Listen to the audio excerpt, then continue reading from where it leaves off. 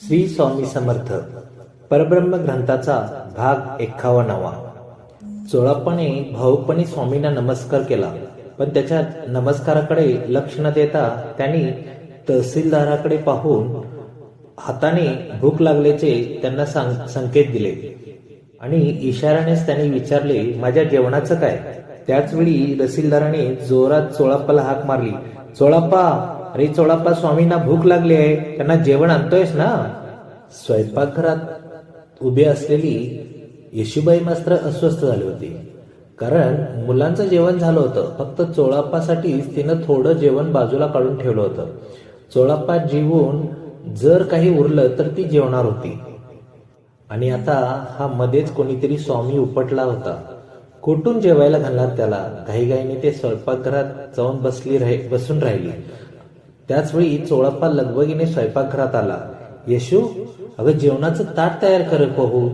येशूबाईने त्याच्याकडे नाराजीने पाहिले आणि मग म्हटले, तुम्ही बसा इथं, मी वाढते तुम्हाला. अगं पण स्वामी, राहील उपाशी, ताडकन येशूबाई बोलली होती.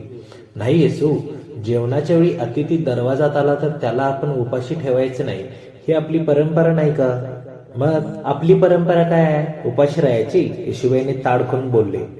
हळू बोल, चोळप्पा खालच्या आवाजात म्हणाला होता. अगं खरोखरच आपलं भाग्य आहे की तो तहसीलदार स्वामींना आपल्याकडे घेऊन आलाय. स्वामी म्हणजे प्रत्यक्ष परमेश्वरच आहेत, कळलं मला, त्याची हेटाळणी करीत येशूबाई म्हणाली होती. मग अधिक काही न बोलता तिने एका हातात सारे जेवण वाढले. तेव्हा चोळप्पाच्या लक्षात आले होते की जेवण संपलंय.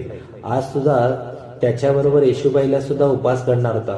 क्षणभरच चोळप्पाच्या मनात चलबिचल झाली होती. पुढच्या क्षणी त्याचे मन येशूबाई विषयीचे प्रेमाने भरून आले होते. येशू आपल्याला फार बोलते, पण तिच्यामुळे आपल्याला संसाराचा रथ ओढता आला हे तो जाणून होता. चोळप्पा बरोबरच जेवणाचे ताट घेऊन येशूबाई पडवीत आली आणि चोळप्पाने स्वामीकडे इशारा करीत स्वामींसमोर ताट ठेवण्यास सांगितले. येशूबाई ताट स्वामींच्या पुढ्यात ठेवले. दोघांनी स्वामींना नमस्कार केला होता. चोळप्पा अब्दीने म्हणाला होता, जेवावं स्वामींनी. पण स्वामींनी ताटाला हात लावला नव्हता. त्यांनी फक्त येशूबाई, चोळप्पा आणि रिसालदाराकडे पाहिले होते. चोळप्पाच्या घरी कोणी अवलिया आला आहे ही बातमी लपून राहिली नव्हती. शेजारी पाजारी डोकावू लागले होते. चोळप्पाच्या मुलांना सुद्धा स्वामीविषयी कुतूहल वाटले होते. या पुढील कथा आपण पुढच्या भागात ऐकूया. श्री स्वामी समर्थ. जय जय स्वामी समर्थ.